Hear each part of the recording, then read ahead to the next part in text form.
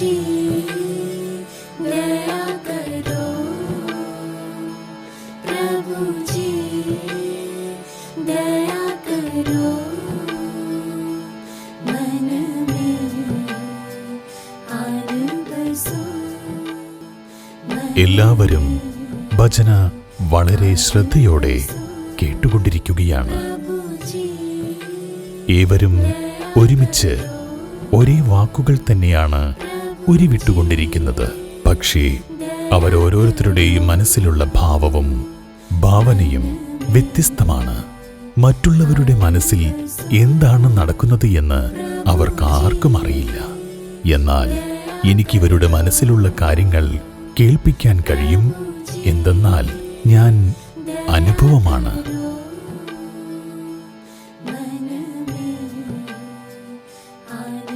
ഭഗവാനെ, അങ്ങ് ഞങ്ങളിൽ ദയ കാണിക്കൂ. ഞങ്ങൾക്കൊരു മകൻ ജനിക്കാനായി അങ്ങ് ആശീർവദിച്ചാലും. പ്രഭോ, തൊട്ടടുത്തുള്ള സ്ഥലം എനിക്ക് വാങ്ങാൻ കഴിഞ്ഞാൽ 2 കുട്ട മാങ്ങ ഞാൻ അങ്ങേക്ക് സമർപ്പിക്കാം. ഭഗവാനെ, എൻ്റെ മരുമകൾക്ക് നല്ല ബുദ്ധി നൽകണേ. ഈശ്വര, ഞാൻ 16 തിങ്കളാഴ്ച അങ്ങയുടെ വ്രതം എടുത്തിരിക്കുന്നു. എന്നിട്ടും അങ്ങ് എനിക്ക് ഇങ്ങനെയൊരു ഭർത്താവിനെയും അമ്മായിയമ്മയും ആണല്ലോ തന്നത്. എനിക്ക് ഭർത്താവായി വേറെ ആരെയും അങ്ങേക്ക് കിട്ടിയില്ലേ? ചിലർ അഭ്യർത്ഥിക്കുന്നു, ചിലർ ദേഷ്യപ്പെടുന്നു. എന്നാൽ മറ്റു ചിലരാകട്ടെ ഈശ്വരനുമായി വളരെ സ്നേഹത്തോടെയുള്ള കച്ചവടവും നടത്തുന്നു. എന്നാൽ ഇവരുടെ എല്ലാവരുടെയും മനസ്സിൽ ഒരു കാര്യം മാത്രമാണുള്ളത്. അതിനാലാണ് അവരെല്ലാവരും അധികാരത്തോടെ എന്നെ വിളിക്കുന്നത്.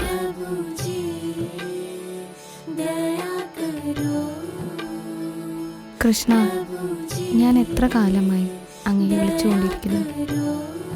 എൻ്റെ ശബ്ദം അങ്ങയിലേക്ക് എത്തുന്നില്ലേ? ഞാൻ അങ്ങയുടെ ഗോപികയാണ്. എൻ്റെ ശരീരം, മനസ്സ്, ധനം എല്ലാം അങ്ങയുടേതാണ്.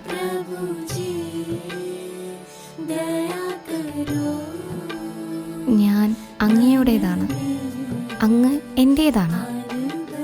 എന്നെ സ്വീകരിച്ചാലും പ്രഭു.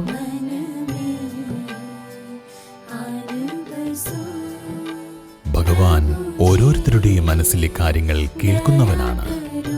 എന്നാൽ ആരാണോ ഈശ്വരനെ സ്നേഹത്തോടെ ഓർമ്മിക്കുന്നത്, അവരിൽ ഈശ്വരൻ സംതൃപ്തനാകുന്നു.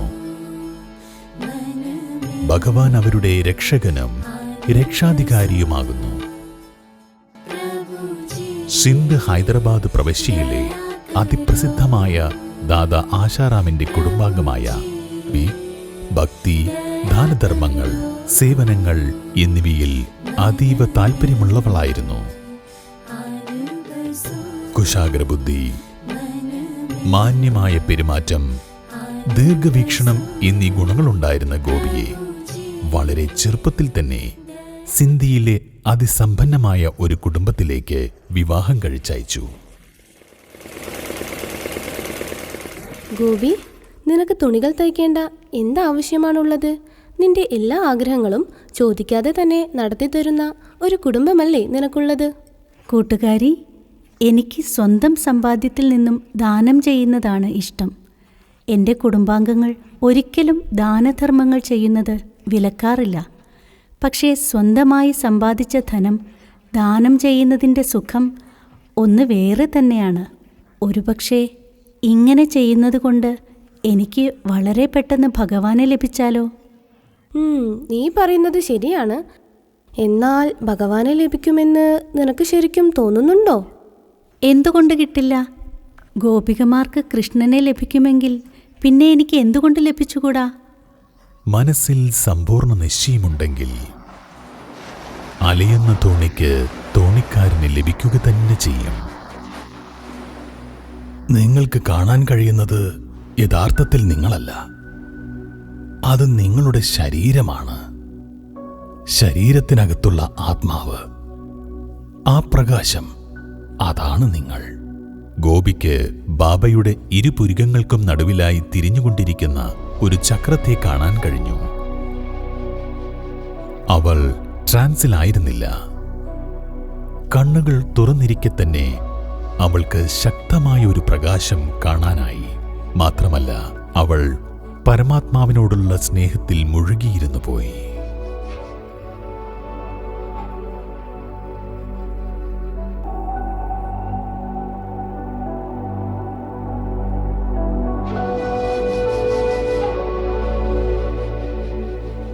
കുട്ടി, ഇന്ന് കേട്ട കാര്യങ്ങളെക്കുറിച്ച് നിനക്ക് എന്താണ് തോന്നുന്നത്?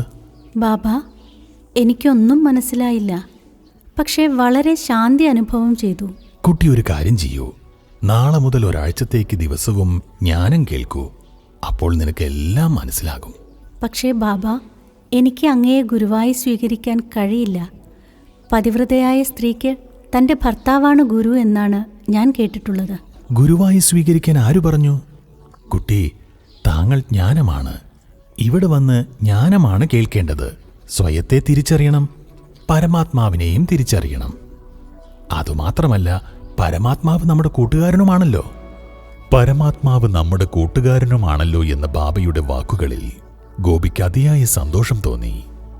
പിറ്റേന്ന് മുതൽ തന്നെ ഗോപി എല്ലാ ദിവസവും ജ്ഞാനം കേൾക്കാൻ ഓം മണ്ഡലിയിലേക്ക് പോകാൻ തുടങ്ങി. ബാബ സ്വയം ആത്മാവിൻ്റെയും ആത്മാവിൻ്റെ പരിചയം, ഈ സ്ഥൂല ലോകം, നിരാകാരി ലോകം എന്നിവയുടെ പരിചയം ഗോപിക്ക് മനസ്സിലാക്കി കൊടുത്തു.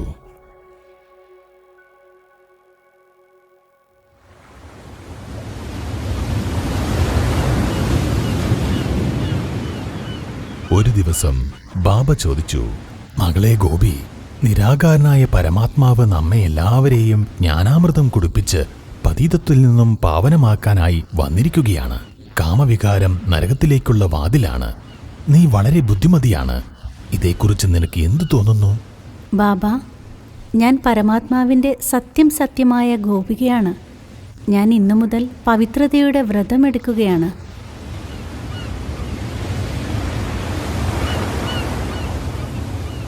പവിത്രതയുടെ വ്രതമെടുക്കാൻ ആരംഭിച്ചപ്പോൾ ഗോപിയും ഭർത്താവും തമ്മിൽ വഴക്കുകളുണ്ടാകാൻ തുടങ്ങി.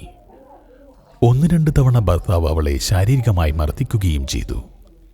എന്നാൽ ഗോപി ഈശ്വരീയ സ്നേഹത്തിൽ മുഴുകി ധൈര്യത്തോടെ എല്ലാ അതിക്രമങ്ങളെയും നേരിട്ടു.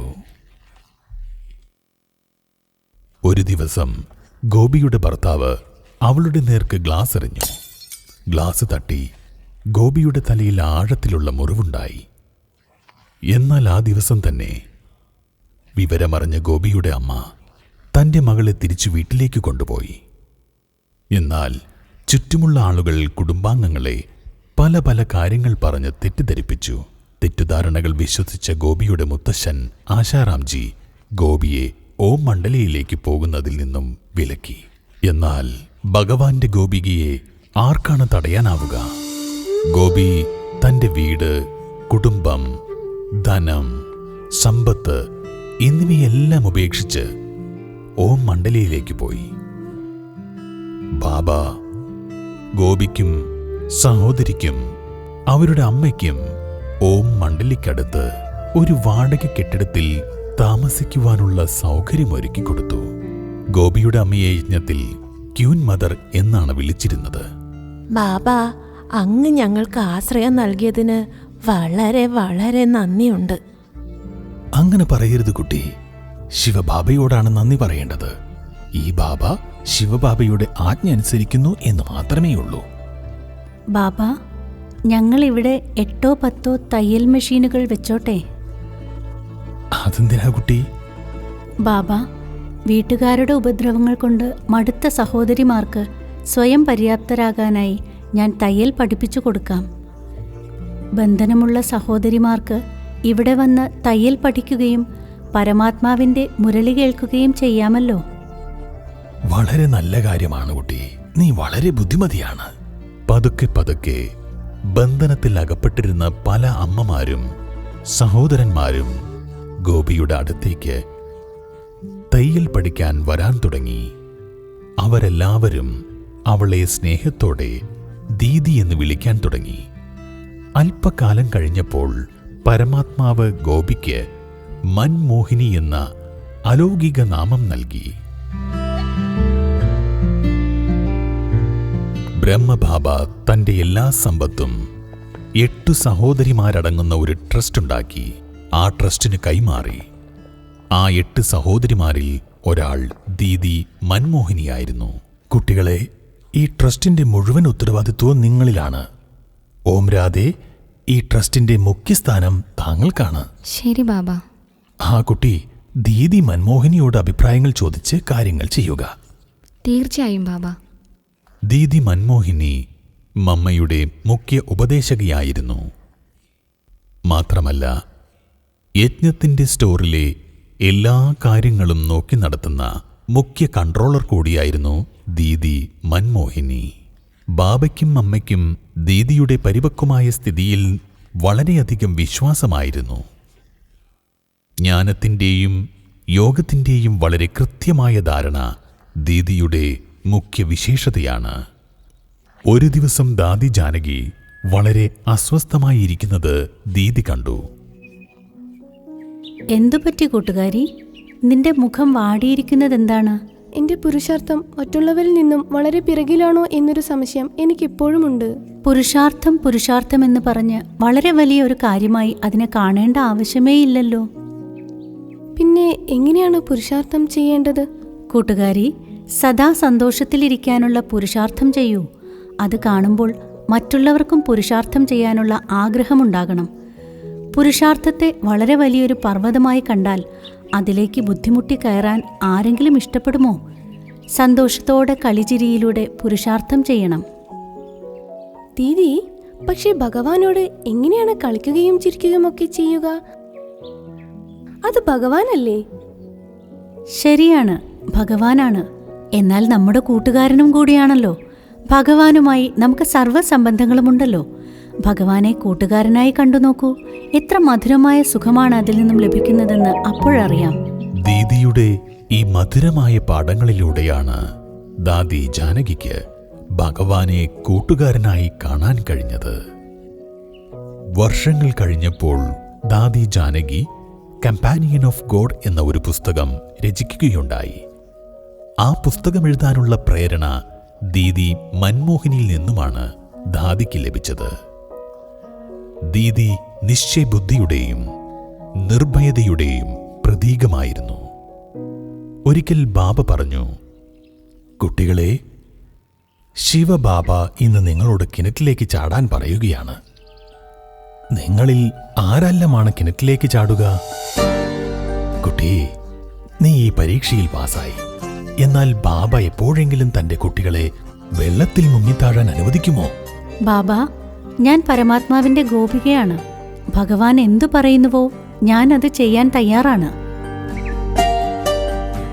ഈ ഉറച്ച വിശ്വാസത്തെ കണ്ടുകൊണ്ട് തന്നെയാണ് ബാബ യജ്ഞത്തിന്റെ വളരെ മഹത്വപൂർണമായ ഉത്തരവാദിത്വം ദീദിയെ ഏൽപ്പിച്ചത്.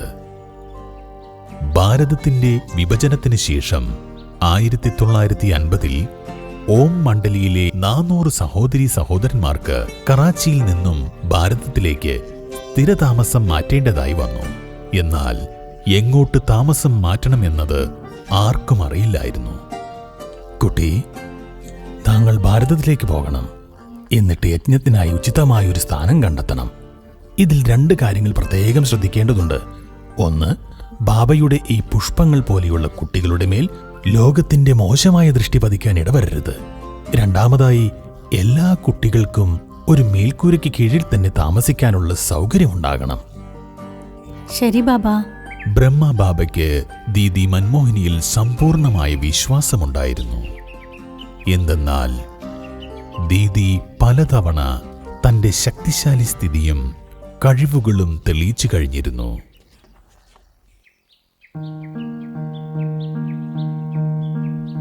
ഭാരതത്തിലെത്തിയ ദീദി തന്റെ ബന്ധുജനങ്ങളുടെ സഹായത്താൽ ധാരാളം കെട്ടിടങ്ങൾ നോക്കി. എന്നാൽ ഒരു കെട്ടിടം പോലും ബാബ പറഞ്ഞ 2 കാര്യങ്ങളും പൂർത്തീകരിക്കുന്ന വിധത്തിലുള്ളവയായിരുന്നില്ല. അങ്ങനെയിരിക്കെ ഒരു ദിവസം ദീദി തന്റെ ലൗകിക സഹോദരനുമൊത്ത് അവരുടെ ഗുരുവായ സ്വാമി ഗംഗേശ്വരാനന്ദജിയുടെ അടുക്കലേക്ക് പോകാനിടയായി. ബ്രഹ്മബാബയും നിങ്ങളും സഹോദരിമാരും വളരെ വലിയ തപസ്വികളാണല്ലോ. നിങ്ങൾ മൗണ്ട് അബുവിലേക്കൊന്ന് പോയി നോക്കൂ. ആയിരക്കണക്കിന് വർഷങ്ങളായി ഋഷിമുനിമാർ ഗഹന തപസ്സിൽ ഏർപ്പെട്ടിരിക്കുന്ന സ്ഥലമാണത്. ഭൂമി വളരെ സാത്വികമാണ്. മാത്രമല്ല, ധാരാളം രാജാക്കന്മാരുടെ കൊട്ടാരങ്ങളും അവിടെയുണ്ട്. ആ സ്ഥലം താങ്കളുടെ താമസത്തിന് ഉത്തമമായിരിക്കും.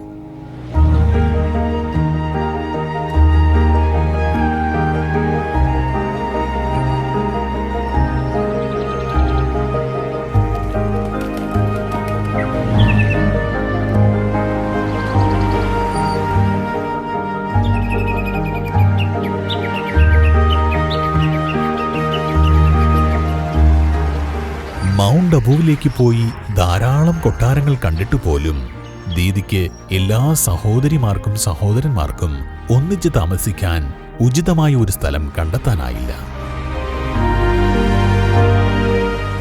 തിരിച്ചു പോകാൻ ഒരുങ്ങിയപ്പോൾ ഡ്രൈവർ പറഞ്ഞു, സഹോദരി, നിങ്ങൾ ഇത്രയധികം കെട്ടിടങ്ങൾ കണ്ടുവല്ലോ. ശരിക്കും എങ്ങനെയുള്ള സ്ഥലമാണ് വേണ്ടത്? ഞങ്ങൾ 400 പേർക്ക് ഒന്നിച്ച് താമസിക്കാൻ കഴിയുന്നൊരു സ്ഥലമാണ് ആവശ്യം. മാത്രമല്ല, അവിടെ ലോകത്തിന്റെ ബഹളങ്ങളൊന്നും ഉണ്ടാകാനും പാടില്ല. ഞങ്ങൾക്ക് നന്നായി തപസ് ചെയ്യാൻ കഴിയുകയും വേണം.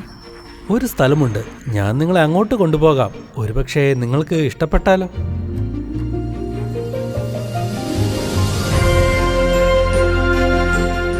നന്ദി ബാബ, നന്ദി.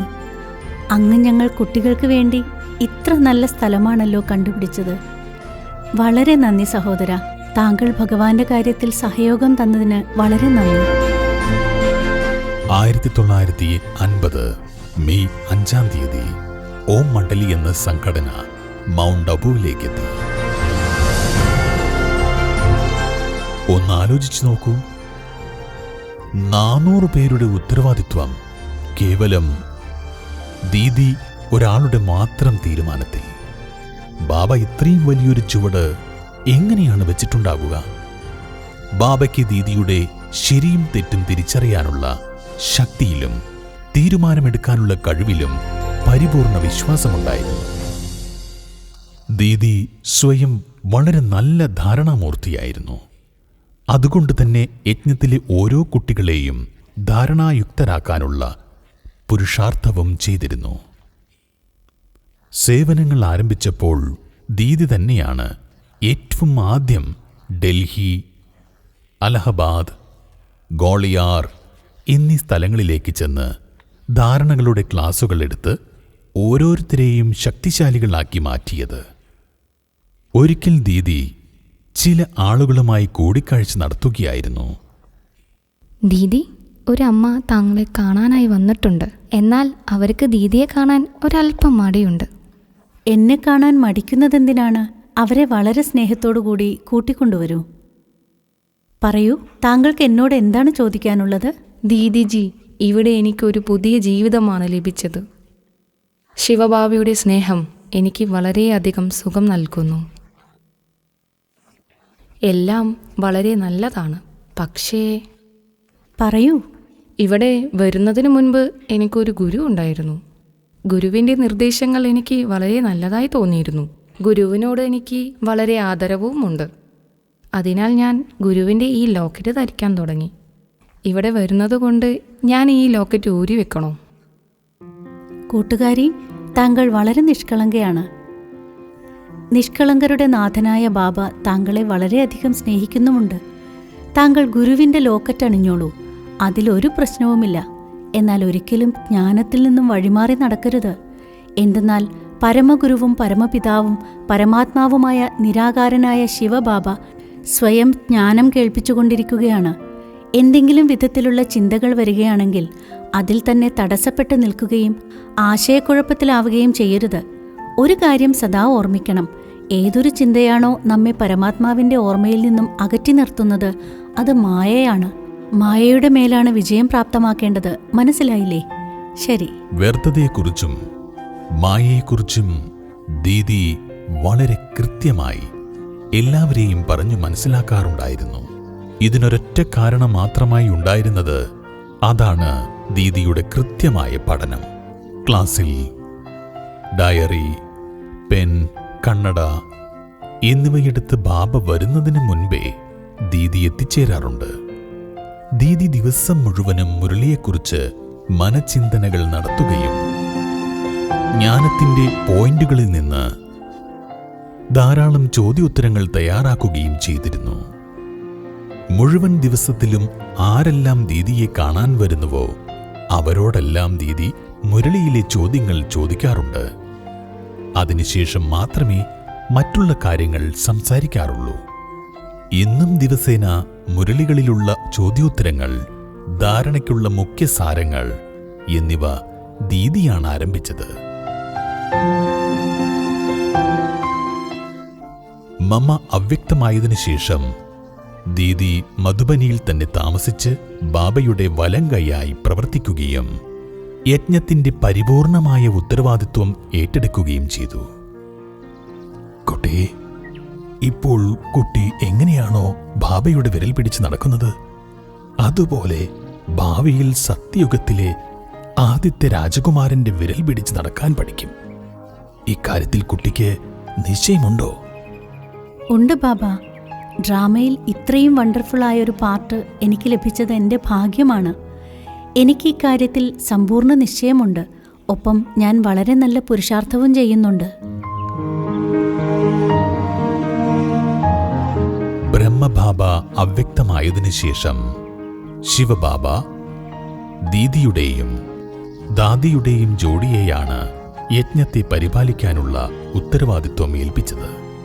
വിശ്വപരിവർത്തനത്തിന്റെ കാര്യം പരമാത്മാവായ ശിവബാബ സ്വയം ചെയ്യുകയാണെന്ന സത്യം എല്ലാവരുടെയും ഉള്ളിലും വളരെ ശക്തമായി ഉറപ്പിച്ചു. കുട്ടികളെ നിമിത്തമാക്കി യജ്ഞവും മുന്നോട്ടു പോകും, സേവനങ്ങളും നടക്കും. ശിവബാബ പറഞ്ഞു, ദാദി പ്രകാശ് മണി മൈക്കാണ്, ഒപ്പം ദീദി മൻമോഹിനി മൈറ്റാണ്, അഥവാ ശക്തിയാണ്. മൈറ്റ്, ശക്തി എവിടെ നിന്നാണ് വരുന്നത്, ലഭിക്കുന്നത്? പരമാത്മാവിനോടും പരമാത്മാവിന്റെ കർത്തവ്യങ്ങളോടും ആർക്കാണോ സത്യമായ സ്നേഹമുള്ളത് അവർ ശക്തി സ്വരൂപങ്ങളായി മാറുന്നു. മാത്രമല്ല, തന്റെ കൂട്ടുകെട്ടിനാൽ മറ്റുള്ളവരെയും തന്നെപ്പോലെയാക്കി മാറ്റുന്നു. ഒരിക്കൽ 2 സഹോദരിമാർ ഒരുപാട് സമയം ഒരേ സ്ഥലത്തിരുന്ന് സംസാരിക്കുന്നത് ദീദി കണ്ടു. അവരിൽ ഒരാൾ ദീദിയെ കണ്ടപ്പോൾ പെട്ടെന്ന് എഴുന്നേറ്റുപോയി. പ്രിയപ്പെട്ട കൂട്ടുകാരി, നിങ്ങൾ എന്താണ് ഇത്രയധികം നേരം സംസാരിച്ചു കൊണ്ടിരുന്നത്? ദീദി, ഞങ്ങൾ ആത്മീയ കാര്യങ്ങൾ സംസാരിച്ചുകൊണ്ടിരിക്കുകയായിരുന്നു. അത് ശരി. ഏത് പോയിന്റിനെ കുറിച്ചാണ് സംസാരിച്ചു കൊണ്ടിരുന്നത്? എനിക്ക് കൂടി പറഞ്ഞു തരൂ. ദീദി, താങ്കൾക്കെല്ലാം അറിയാമല്ലോ. ഞങ്ങൾ വെറുതെ ജ്ഞാനത്തെക്കുറിച്ച് സംസാരിച്ചുകൊണ്ടിരിക്കുകയായിരുന്നു. ദീദി അവരുടെ ശിരസിൽ തലോടിക്കൊണ്ട് പറഞ്ഞു, ആത്മീയ കാര്യങ്ങളെക്കുറിച്ചാണ് സംസാരിച്ചിരുന്നു കൊണ്ടിരുന്നതെങ്കിൽ അത് പറയാൻ ഒരിക്കലും മടിയുണ്ടാകില്ല. എപ്പോഴും ഒരു കാര്യം ഓർമ്മ വെക്കണം. എല്ലാവരെയും കൂട്ടുകാരാക്കി വെക്കുന്നത് നല്ലതാണ്, എന്നാൽ ആരെയും ഉറ്റ കൂട്ടുകാരാക്കാൻ പാടില്ല. എന്നുവെച്ചാൽ ആവശ്യമില്ലാത്ത കാര്യങ്ങൾ പറയുകയൊക്കെ ചെയ്യുന്നത് സാധാരണ കൂട്ടുകാരാണ്. എന്നാൽ ഉറ്റ കൂട്ടുകാരാണെങ്കിൽ അവർ ആത്മീയ കാര്യങ്ങളെക്കുറിച്ചായിരിക്കും സംസാരിക്കുക. മുരളിയെക്കുറിച്ചും ജ്ഞാനത്തെക്കുറിച്ചുമുള്ള പോയിന്റ്സിനെക്കുറിച്ച് മനനം ചെയ്യും, ചർച്ച ചെയ്യും. മനസ്സിലായോ? കൂട്ടുകെട്ടിന്റെ നിറത്തിലൂടെ വ്യർത്ഥമായ സങ്കല്പങ്ങൾ ആരിലും ഉണ്ടാക്കരുത് എന്ന കാര്യത്തിൽ ദീദി സ്വയം ശ്രദ്ധിക്കുകയും മറ്റുള്ളവർക്ക് നേർവഴി കാണിക്കുകയും ചെയ്തിരുന്നു. ഒരു തവണ 2 സഹോദരന്മാർ ദീദിയെ കാണാൻ വന്നു. അവർ ഇരുവരുടെയും ഈശ്വര സ്നേഹം കണ്ട് ദീദി അവരോട് പറഞ്ഞു, രാജുഭായി, അങ്ങ് ബാബയുടെ യജ്ഞത്തിൽ സമർപ്പിതമാകാൻ ആഗ്രഹിക്കുന്നുണ്ടോ? ഉണ്ട് ദീദി, ഞാൻ എല്ലാം ബാബയ്ക്ക് സമർപ്പിച്ചു കഴിഞ്ഞു. ശരി. രമേശ് ഭായി, താങ്കളോ? ദീദി, എനിക്ക് യാതൊരു ബന്ധനങ്ങളുമില്ല. ഞാൻ സമർപ്പിതമാകാൻ ആഗ്രഹിക്കുന്നുമുണ്ട്. ബാക്കിയെല്ലാം ദീദി പറയുന്ന പോലെ. അതെയോ? സമർപ്പിതമാകാൻ പറ്റും. എന്നാൽ ഇവിടെ ധാരാളം മായ വരും. അപ്പോഴെന്ത് ചെയ്യും? മായയോ? യജ്ഞത്തിനകത്ത് എങ്ങനെയാണ് മായ വരിക? സംഘടനയിൽ കൂട്ടുകെട്ടിൽ കൂടിയും മായ വരാനുള്ള സാധ്യതയുണ്ട്. നിങ്ങൾ 3 കാര്യങ്ങൾ വളരെയധികം ശ്രദ്ധിക്കണം. ഒന്നാമതായി, യജ്ഞത്തിലുള്ള ആരെങ്കിലും ഇവിടെ തന്നെ താമസിക്കുകയും സേവനങ്ങൾ ചെയ്യുന്നത് ഒരു ബുദ്ധിമുട്ടായി കരുതുകയും ചെയ്യുന്നുണ്ട് എന്ന് കരുതുക. അവരുടെ കൂട്ടുകെട്ടിൽപ്പെടുന്നത് നിങ്ങളിലും അഴുക്കുകളുണ്ടാക്കും. രണ്ടാമതായി, ആരെങ്കിലും സേവനങ്ങൾ ധാരാളം ചെയ്യുന്നുണ്ട്, പക്ഷേ പഠിക്കുന്നില്ല, അമൃതവേള യോഗം ചെയ്യുന്നില്ല, മുരളി ക്ലാസ് കേൾക്കുന്നില്ല എങ്കിൽ അങ്ങനെയുള്ളവരുടെ കൂട്ടുകെട്ടിൽ നിന്നും അകന്നു നിൽക്കണം. അവർ സേവാധാരികളാണ്, പക്ഷേ യോഗികളല്ല. ഇനി മൂന്നാമതായി, ചിലർ മുതിർന്നവരെ നിന്ദിക്കുന്നവരായിരിക്കും, മുരളിയിൽ കറക്ഷൻസ് ചെയ്യുന്നവരായിരിക്കും. ബാബയെക്കുറിച്ചും മുതിർന്നവരെക്കുറിച്ചും യജ്ഞത്തെക്കുറിച്ചും അതും ഇതും പറഞ്ഞു നടക്കുന്നവരായിരിക്കും. അങ്ങനെയുള്ള പരനിന്ദ ചെയ്യുന്ന ആളുകളുടെ കൂട്ടുകെട്ടിൽ പോയി പെടാൻ പാടില്ല. ഈ 3 കാര്യങ്ങൾ നിങ്ങൾ വളരെയധികം ശ്രദ്ധിക്കണം. ശരി ദീദി, വളരെയധികം നന്ദി. ഞാൻ ഈ 3 കാര്യങ്ങളും ജീവിതകാലം മുഴുവനും പാലിച്ചുകൊണ്ടിരിക്കും. ദീദി, താങ്കൾ ഞങ്ങളെക്കാൾ മുതിർന്ന ആളാണ്. എന്ത് മായ വന്നാലും ആദ്യം നേരിടേണ്ടി വരുന്നത് താങ്കളാണ്. താങ്കളെ കണ്ടുകൊണ്ട് ഞങ്ങളും മായയിൽ വിജയം പ്രാപിക്കാൻ പഠിക്കുക തന്നെ ചെയ്യും. വളരെ വളരെ അഭിനന്ദനങ്ങൾ. നമുക്ക് ബാബയുടെ ടോളി കഴിച്ച് ഈ സന്തോഷം പങ്കുവെക്കാം. ജ്ഞാനത്തിന്റെ രഹസ്യങ്ങളെ ആരെങ്കിലും വളരെ ലളിതമായി പറഞ്ഞു തരുകയാണെങ്കിൽ പിന്നെ സ്വപരിവർത്തനത്തിന്റെ യാത്രയും വളരെ എളുപ്പമുള്ളതായി മാറും. ദീദി മുൻകൈയെടുത്താണ് മധുബനിൽ ഭട്ടികൾ, ടീച്ചേഴ്സ് ട്രെയിനിങ്, ശിബിരങ്ങൾ എന്നിവ ആരംഭിച്ചത്. ഇവയിലൂടെയെല്ലാമാണ് ഇന്നും ബാബയുടെ കുട്ടികൾ മധുബനുമായി ഒന്നിച്ചു ചേർന്ന് നിൽക്കുന്നത്. നോക്കൂ, ബാബ പറയുന്നു ബാബയുടെ ഓരോരോ കുമാരന്മാരും വളരെയധികം അത്ഭുതങ്ങൾ കാണിക്കാൻ കഴിവുള്ളവരാണ്. ഇനി പറയൂ, നിങ്ങളെല്ലാവരും എങ്ങനെയുള്ള കുമാരന്മാരാണ്? ബ്രഹ്മകുമാരന്മാർ ധാരാളമുണ്ട്. വെള്ള ഡ്രസ്സും ബാഡ്ജും ധരിച്ചാൽ ബ്രഹ്മകുമാരന്മാരായി. നിങ്ങൾ വെറും ബ്രഹ്മകുമാരന്മാരല്ല, തപസ്യകുമാരന്മാരായി മാറണം. എന്താണ് തപസ്യ? എൻ്റേത് ഒരേ ഒരു ബാബ, രണ്ടാമതൊരാളില്ല. നിങ്ങളുടെ കണ്ണ് മറ്റൊന്നിലും കുടുങ്ങരുത്. ആര് എത്ര തന്നെ നല്ലതാണെങ്കിലും എത്ര തന്നെ ഗുണങ്ങളുണ്ടെങ്കിലും അവരെ സൃഷ്ടിച്ചത് ആരാണ്? പറയൂ. അതിനാൽ സദാ ഓർമ്മ വെക്കണം, ഞാൻ തപസ്യകുമാരനാണ്. ബാബ, ഞാൻ അങ്ങയുടെ കൂടെയിരിക്കും, അങ്ങയിൽ നിന്നും കേൾക്കും, അങ്ങേക്ക് മാത്രം എൻ്റെ ഹൃദയത്തിലെ കാര്യങ്ങൾ കേൾപ്പിക്കും. ഇങ്ങനെയുള്ള പ്രാക്ടീസ് ചെയ്യണം. ദീദി, താങ്കൾ ഇന്ന് കുമാരന്മാർക്ക് ക്ലാസ് എടുത്തിരുന്നില്ലേ? അതിന്റെ റെക്കോർഡിംഗ് ഒരു സഹോദരൻ വേണമെന്ന് പറയുന്നുണ്ട്. എന്തു ചെയ്യണം? കൊടുക്കണോ? റെക്കോർഡിംഗ് കൊടുക്കേണ്ട. ക്ലാസ് സമയത്ത് ലഭിച്ച പോയിന്റുകളിൽ വളരെ നല്ലതായി തോന്നിയ പോയിന്റുകൾ ധാരണ ചെയ്യണം. പക്ഷേ ദീദി, അദ്ദേഹം അത് വേണമെന്ന് വാശി പിടിക്കുന്നുണ്ട്. ക്ലാസ് വളരെ ഇഷ്ടമായെന്നാണ് പറയുന്നത്. വീണ്ടും വീണ്ടും കേൾക്കാൻ വേണ്ടിയാണ്. ഒപ്പം മറ്റുള്ളവരെ കേൾപ്പിക്കണമെന്നുണ്ട്. സഹോദര, ഇതുതന്നെയല്ലേ ഞാൻ ക്ലാസ്സിൽ കേൾപ്പിച്ചത്? ഒരേയൊരു ശിവബാബയിൽ നിന്നും കേൾക്കണം. അതാണ് കേൾപ്പിക്കേണ്ടത്. അപ്പോൾ പിന്നെ നമ്മൾ മനുഷ്യാത്മാക്കളുടെ ബുദ്ധി മറ്റെവിടെയെങ്കിലും ചെന്ന് കുടുങ്ങുന്ന വിധത്തിലുള്ള ഒന്നും കേൾപ്പിക്കേണ്ട ആവശ്യമില്ലല്ലോ. അദ്ദേഹത്തിന് ബാബയുടെ മുരളി റെക്കോർഡിംഗ് ആക്കി നൽകൂ. എന്റെ ഏതെങ്കിലും ഒരു കർമ്മത്തിലൂടെ ബാബയില്ലാതെ ഞാനെന്ന ഭാവം വരികയാണെങ്കിൽ ആ കർമ്മത്തിന്റെ ഭാരം എന്റെ മേൽ വന്നു ചേരും. ദീദി ഇത്ര അധികം ശ്രദ്ധ വച്ചിരുന്നു. ഒപ്പം എല്ലാവരുടെയും ബുദ്ധിയോഗം ബാബയുമായി വെക്കാൻ അതീവ ശ്രദ്ധ പുലർത്തുകയും ചെയ്തിരുന്നു. ഒരിക്കലും സ്വന്തം ഇഷ്ടപ്രകാരം അഥവാ മന്മത്തനുസരിച്ച് നടന്നിരുന്നില്ല. മറ്റുള്ളവരെ നടക്കാൻ അനുവദിച്ചിരുന്നുമില്ല. നോക്കൂ, യജ്ഞത്തിൽ എങ്ങനെയാണ് ധനം എത്തിച്ചേരുന്നതെന്ന് ശ്രദ്ധിച്ചിട്ടുണ്ടോ? ചില അമ്മമാർ വീട്ടുചെലവിൽ നിന്നും എടുത്ത് യജ്ഞത്തിൽ സമർപ്പിക്കുന്നു. ചില ബന്ധനസ്ഥരായ അമ്മമാർ സ്വന്തം ആവശ്യങ്ങൾക്കുള്ള പണമെടുത്ത് അയക്കുന്നു. ചില ചെറിയ കുമാരന്മാർ തൻ്റെ പോക്കറ്റ് മണിയിൽ നിന്നും മാറ്റിവെച്ച് സേവനത്തിനായി അയക്കുന്നു.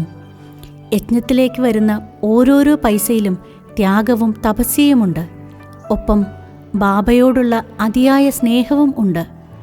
അതിനാൽ നമ്മൾ ഓരോ നാണയത്തിനും വളരെയധികം മൂല്യം നൽകേണ്ടതുണ്ട്. നിങ്ങൾ ഓരോരുത്തരും നിങ്ങളുടെ ലൗകിക ഗൃഹങ്ങളിലേക്ക് വെവ്വേറെ എഴുത്തുകൾ എഴുതാറുണ്ട്. ഇതിനും ചിലവുണ്ട്. ഒരു സ്ഥലത്തു നിന്നും വരുന്നവർ എല്ലാവരും ചേർന്ന് ഒരു കവറിൽ തങ്ങളുടെ വീടുകളിലേക്കുള്ള എഴുത്തുകൾ വെച്ച് തൊട്ടടുത്തുള്ള സെന്ററിൻ്റെ അഡ്രസ്സിലേക്ക് അയക്കുകയാണെങ്കിൽ ഒരു സ്റ്റാമ്പ് മാത്രമേ ചിലവാകുകയുള്ളൂ. ഇത് മാത്രമല്ല, നിങ്ങളുടെ കുടുംബാംഗങ്ങൾ നിങ്ങളുടെ കത്ത് വാങ്ങുവാനായി ശിവബാബയുടെ സെന്ററിലേക്ക് പോകും. മുരളി കേൾക്കും, ടോളി കഴിക്കും. ഇതിൽ അവരുടെയും ഉന്നതിയുണ്ടാകും. ശരിയല്ലേ ഞാൻ പറഞ്ഞത്? നിങ്ങൾക്ക് ഇഷ്ടപ്പെട്ടുവോ? അതെ ദീദി. ഒരേ ഒരു പരമാത്മാവിൽ സമർപ്പിതമായി ചിലവ് ചുരുക്കി എല്ലാം നന്നായി ചെയ്യുന്ന ശീലമുള്ള ദീദിയും ദാദിയും പരസ്പരം അഭിപ്രായം ചോദിക്കാതെ ഒരു കാര്യത്തിലും സ്വയം തീരുമാനം എടുക്കാറേയില്ല.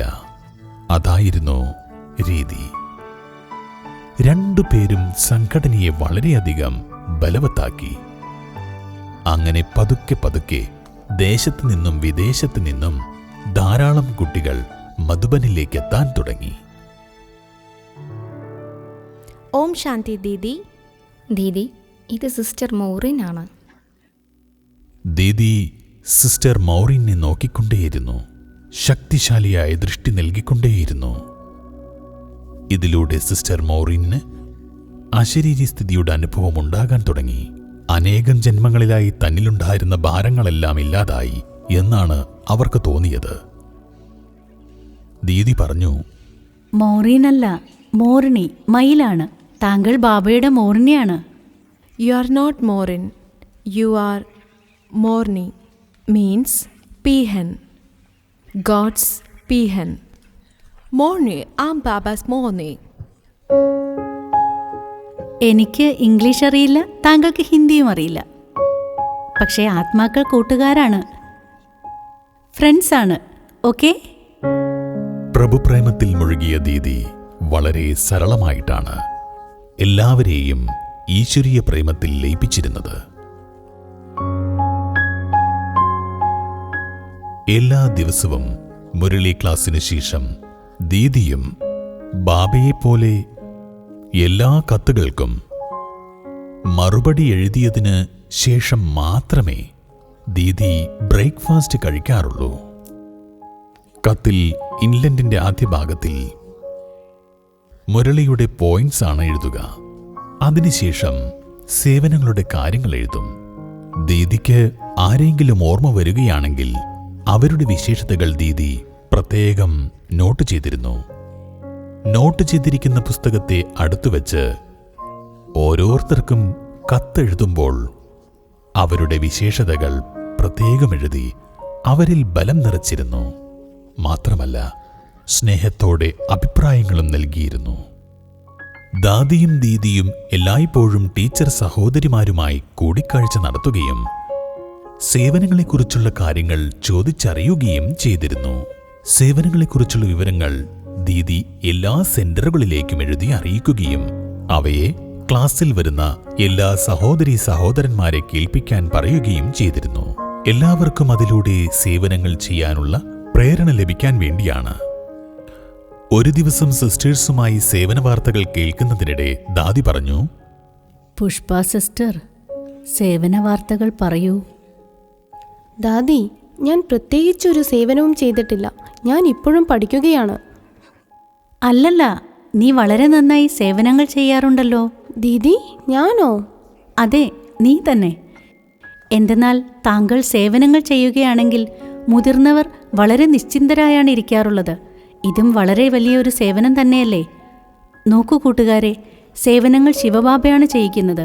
സേവനങ്ങൾ നടന്നു കഴിഞ്ഞു. എന്നാൽ പരസ്പരമുള്ള കൂട്ടുകെട്ടിൽ ഇരുന്നു കൊണ്ടും സ്വയത്തെ ശ്രേഷ്ഠമാക്കി വയ്ക്കുന്ന സേവനം നമ്മൾ സ്വയം ചെയ്യേണ്ടതാണ്. താങ്കൾ സ്വന്തം മനസ്സിൻ്റെ സ്ഥിതിയെ ശ്രേഷ്ഠമാക്കി വയ്ക്കാനുള്ള ഉത്തരവാദിത്വം ഏറ്റെടുക്കുകയാണെങ്കിൽ അതാണ് ഏറ്റവും വലിയ സേവനം. ദീദി സദാ സേവനങ്ങൾക്ക് മുൻപേ സ്വന്തം സ്ഥിതിയിൽ ശ്രദ്ധ വയ്ക്കുന്നതിനെക്കുറിച്ച് എല്ലാവരെയും ജാഗരൂകരാക്കിയിരുന്നു. എന്തെന്നാൽ സ്ഥിതിയിലൂടെ തന്നെയാണ് സേവനങ്ങൾ നടക്കുന്നത്. ദീദി എല്ലാവരുടെയും കൂട്ടുകാരിയായി കളിച്ചിരികളിലൂടെ എല്ലാവർക്കും ശരിയായ പാഠങ്ങൾ നൽകിയിരുന്നു. ഒപ്പം അമ്മയായി മാറി ശക്തിശാലിയായ പാലനയും നൽകി. ദീദിക്ക് ചെറുപ്പം മുതൽ തന്നെ നടക്കാൻ അല്പം ബുദ്ധിമുട്ടുണ്ടായിരുന്നു. ഒരിക്കൽ തന്റെ ബുദ്ധിമുട്ടുകളെ വകവയ്ക്കാതെ പടികളെല്ലാം കയറി ദീദി സുഖമില്ലാതെ കിടന്ന ദാദി ചന്ദ്രമണി ദാദിയെ കാണാനെത്തി. ദീദിയെ കണ്ടതോടെ ചന്ദ്രമണി ദാദിയുടെ പകുതി അസുഖം മാറിയെന്ന് വേണം പറയാൻ. ചന്ദ്രമണി ബഹൻ, താങ്കൾ എന്തു പറയുന്നു? ദീദി കുറച്ച് ദിവസങ്ങളായി എനിക്ക് നല്ല പനിയുണ്ട്, ഒപ്പം നല്ല വേദനയുമുണ്ട്. കൂട്ടുകാരി, ഒരിക്കലും എനിക്ക് പനിയുണ്ട് എന്ന് പറയരുത്. എൻ്റെ ശരീരത്തിന് പനിയുണ്ട്, വേദനയുണ്ട് എന്നേ പറയാവൂ. നമ്മളെല്ലാവരും ഈശ്വരീയ സ്നേഹം അനുഭവിക്കുന്നവരല്ലേ? വാത്സല്യനിധിയായ ദീദി ചന്ദ്രാമണി ദാദിയുടെ നെറ്റിയിൽ തന്റെ കൈകൾ വച്ചു. എല്ലാ വേദനയും ഇല്ലാതായി. ഓരോരുത്തരുടെയും പേഴ്സണലായ കാര്യങ്ങൾ ശ്രദ്ധിക്കുക. ഇടയ്ക്കെല്ലാവരെയും പിക്നിക്കിന് കൊണ്ടുപോവുക, ഇടയ്ക്ക് ക്രിക്കറ്റ് കളിക്കുക, മറ്റു ചിലപ്പോൾ ബാഡ്മിൻ്റൺ. അങ്ങനെ ദീദി എല്ലാവരെയും ജ്ഞാനം, യോഗം, പാലന എന്നിവ നൽകി സദാ സന്തോഷത്തിലിരുത്തിയിരുന്നു. എല്ലാ ദിവസവും രാത്രി സ്വപുരുഷാർത്ഥത്തിന്റെ ഒരു സെഷൻ ഉണ്ടായിരുന്നു. എപ്പോഴെങ്കിലും അടുക്കളയിൽ കൂടുതൽ കാര്യങ്ങൾ ചെയ്യേണ്ടതുണ്ടെങ്കിൽ സെഷനു ശേഷം എല്ലാവരും ഒന്നിച്ചു ചേർന്ന് പച്ചക്കറികൾ മുറിക്കും. ദീദി തീവ്ര പുരുഷാർത്ഥിയായിരുന്നു. ദീദിക്ക് തൻ്റെ ജീവിതത്തിൻ്റെ ലക്ഷ്യം സദാ ഓർമ്മയുണ്ടായിരുന്നു. ആരെങ്കിലും വ്യർത്ഥമായ കാര്യങ്ങൾ ദീദിയോട് പറഞ്ഞാൽ പറയും, സഹോദര, ഇങ്ങനെയുള്ള കാര്യങ്ങളൊക്കെ വിടൂ. വ്യർത്ഥമായ കാര്യങ്ങൾ എന്തിനാണ് പറയുന്നത്? തൻ്റെ സമയവും ശക്തിയും അനാവശ്യ കാര്യങ്ങളിൽ കളയരുത്. ശിവബാബയെ ഓർമ്മിക്കൂ. ഇനി വീട്ടിലേക്ക് പോകാനുള്ള സമയമാണ്. ഇനി വീട്ടിലേക്ക് പോകണം. ഇത് ദീദിയുടെ മഹാമന്ത്രമായി മാറിയിരുന്നു. ആരെങ്കിലും പേഴ്സണലായി കാണുകയാണെങ്കിലോ ക്ലാസ് എടുക്കുകയാണെങ്കിലോ വീണ്ടും വീണ്ടും ഇതുതന്നെ എല്ലാവരെയും ഓർമ്മിപ്പിച്ചിരുന്നു. ഇനി വീട്ടിലേക്ക് പോകണം. ഒരു തവണ സംസാരിച്ചിരിക്കെ ആരോ ചോദിച്ചു, ദീദി, നമ്മൾ ഇത്ര പെട്ടെന്ന് വീട്ടിലേക്ക് തിരിച്ചു പോകുമോ? ഇനി എത്ര സേവനങ്ങളാണ് ബാക്കിയുള്ളത്? നോക്കൂ സഹോദരി, സേവനങ്ങൾ ശിവബാബയാണ് ചെയ്യിപ്പിക്കുന്നത്. അതെല്ലാം സമയമനുസരിച്ച് നടക്കുക തന്നെ ചെയ്യും. അതിൽ നമ്മൾ ആത്മാക്കളുടെ പ്രത്യേകിച്ച് ഒരു പുരുഷാർത്ഥവുമില്ല.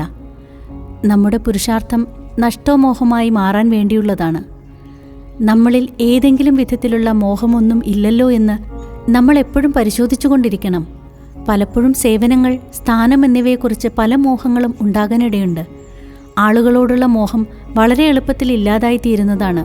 എന്നാൽ സേവനങ്ങളിൽ വരുന്ന മോഹം വളരെ റോയൽ രൂപത്തിലാണ് വരിക. കടുത്ത ബന്ധനങ്ങൾ ഇല്ലാതാകും. എന്നാൽ റോയൽ രൂപത്തിലുള്ള സ്വർണ്ണച്ചങ്ങലകൾ നമ്മളെ എപ്പോഴാണ് ബന്ധിക്കുന്നത് എന്ന് നമ്മൾ അറിയുക പോലുമില്ല. ദീദി, സൂക്ഷ്മമായ മോഹത്തിൽ നിന്ന് എങ്ങനെയാണ് നമ്മൾ മുക്തമാകുക? ബാബ നമുക്ക് നഷ്ടമോഹയാകുന്നതിൻ്റെ പ്രാധാന്യം മനസ്സിലാക്കി തന്നിട്ടുണ്ട്. എന്നാൽ നമുക്കത് ഇനി ധാരണയിലേക്ക് കൊണ്ടുവരണം. ഞാൻ ആത്മാവാണ്. ഞാൻ ഇവിടത്തെ അതിഥിയാണ്. എൻ്റെ വീട് പരംധാമമാണ് എന്ന് ഓർമ്മ വെക്കണം. ഇനി എനിക്ക് എൻ്റെ കർമ്മക്കണക്കുകളെ ഇല്ലാതാക്കി വീട്ടിലേക്ക് തിരിച്ചു പോകണം. പുതിയ ഒരു കർമ്മക്കണക്കുകളൊന്നും ഞാൻ ഇനി ഉണ്ടാക്കാൻ പാടില്ല. എന്നീ കാര്യങ്ങൾ സദാ ഓർമ്മ വയ്ക്കുകയാണെങ്കിൽ വീട്ടിലേക്ക് പോകണം എന്ന കാര്യം സദാ ഓർമ്മയുണ്ടാകും. അപ്പോൾ ഈ ലോകത്തിലെ ഒന്നും നമ്മളെ ആകർഷിക്കുകയില്ല. വീട് ഓർമ്മയുണ്ടെങ്കിൽ വീട്ടിൽ താമസിക്കുന്ന ശിവബാബയെയും ഓർമ്മയുണ്ടാകും. നമ്മൾ ഈ ലോകത്ത് സേവനം ചെയ്യാൻ വേണ്ടി മാത്രം വന്നിട്ടുള്ളവരാണ്, അല്ലാതെ അവനവനു വേണ്ടിയല്ല. അപ്പോൾ പിന്നെ ഈ ലോകത്തിനോട് ഒരാഗ്രഹവും ഉണ്ടാകില്ലല്ലോ. അവനവനു വേണ്ടി ഒന്നും വേണ്ട. അപ്പോൾ വളരെ എളുപ്പത്തിൽ നഷ്ടമോഹയായി മാറാവുന്നതാണ്. ഇപ്പോൾ തന്നെ ധാരാളം സമയം കഴിഞ്ഞുപോയി. ഇനി വളരെ കുറച്ചേ ഉള്ളൂ. കുറച്ചല്ല, ഇനി വളരെ കുറച്ചേ ഉള്ളൂ. സമയം വളരെ കുറച്ചേ ഉള്ളൂ. അതിനാൽ സദാ ഓർമ്മിക്കണം, ഇനി വീട്ടിലേക്ക് തിരിച്ചു പോകണം.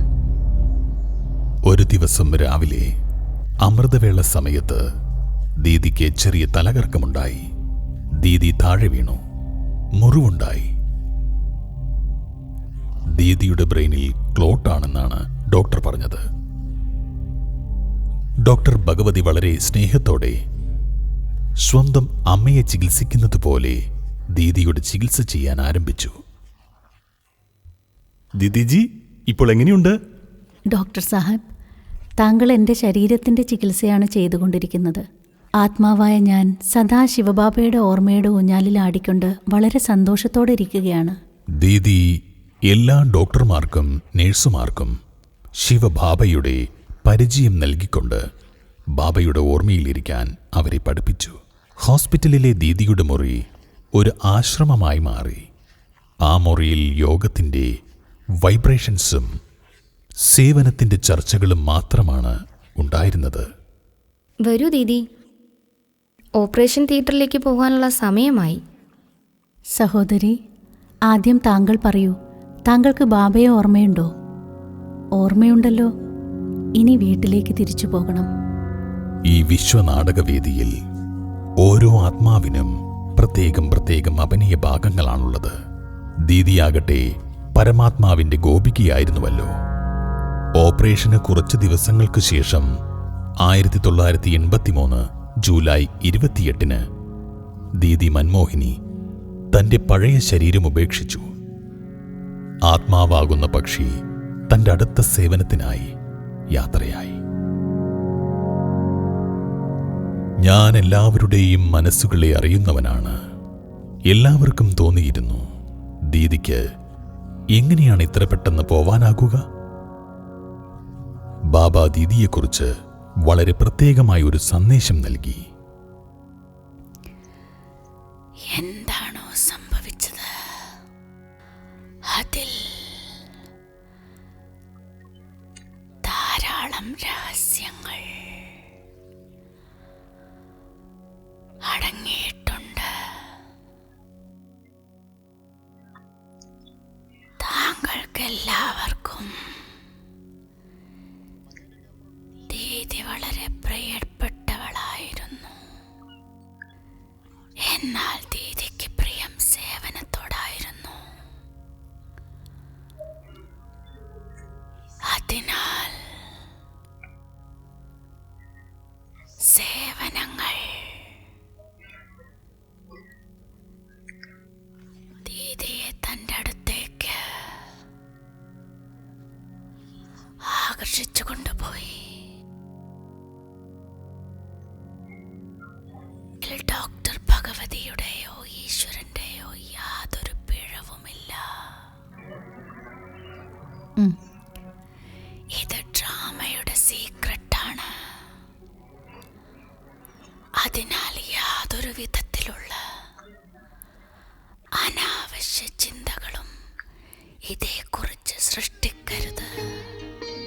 പോകുന്ന സമയത്ത് പോലും തൻ്റെ ഒരു സന്ദേശം എല്ലാവർക്കും നൽകിയിട്ടാണ് ദീദി പോയത്. അതായത് ഡ്രാമയുടെ ഓരോ സീനും അക്യുറേറ്റ് ആണ്, കൃത്യതയുള്ളതാണ്. മാത്രമല്ല ഓരോ സീനും മംഗളകാരിയുമാണ്. ഇക്കാര്യം ദീദി എല്ലാവരിലും ഉറപ്പിച്ചു. ഞാൻ ദീദിയുടെ ഓരോ നിമിഷങ്ങളെയും അനുഭവം ചെയ്തിട്ടുണ്ട്. ഞാൻ അനുഭവമാണ്. അതിനാൽ ഇന്ന് താങ്കൾ എല്ലാവരോടും എനിക്ക് പറയാനുള്ളത് ഇതാണ്. താങ്കളും പരമാത്മാവിൻ്റെ കൂട്ടുകാരിയായി മാറുകയും എല്ലാ കാര്യങ്ങളും സാക്ഷിയായി കാണുകയും ചെയ്തുകൊണ്ട് തൻ്റെ സ്ഥിതിയെ പരിപക്വമാക്കി മാറ്റണം. കാരണം സത്യം ഇതാണ്, ഇപ്പോൾ വീട്ടിലേക്ക് തിരിച്ചു പോകണം.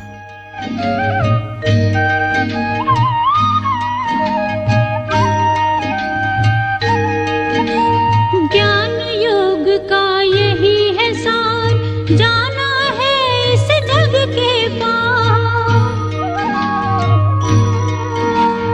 परम धाम से आए हैं शिव, ले जाने हम सबको साथ। कल्प की है ये अंतिम बेला, कल्प की है बन जाना है। अब घर जाना है कि अब घर जाना है, अब घर जाना है कि अब घर जाना है, अब घर जाना है कि अब घर जाना है. നിരാകാരനായ പരമാത്മാവുമായി തൻ്റെ മനസ്സിനെ കൂട്ടിയോജിപ്പിച്ച് ശാന്തവും ശക്തവുമാക്കാനായി താങ്കളും രാജയോഗ മെഡിറ്റേഷൻ പഠിക്കാൻ ആരംഭിക്കുക. എല്ലാ ദിവസവും വെറും 1 മണിക്കൂർ മാത്രം ചെലവഴിച്ച് 7 ദിവസത്തെ ഈ കോഴ്സ് സൗജന്യമായി പൂർത്തിയാക്കാവുന്നതാണ്. താങ്കളുടെ തൊട്ടടുത്തുള്ള ബ്രഹ്മകുമാരീസ് മെഡിറ്റേഷൻ സെന്ററിനെക്കുറിച്ച് അറിയുവാനും ഓൺലൈനായി മെഡിറ്റേഷൻ പഠിക്കുവാനും വിളിക്കുക 9446820448 8848855278. കൂടുതൽ വിവരങ്ങൾക്കായി ഞങ്ങളുടെ വെബ്സൈറ്റ് സന്ദർശിക്കുക www.brahmakumariskerala.com. ബ്രഹ്മകുമാരീസ് കേരളം യൂട്യൂബ് ചാനലും സബ്സ്ക്രൈബ് ചെയ്യുക.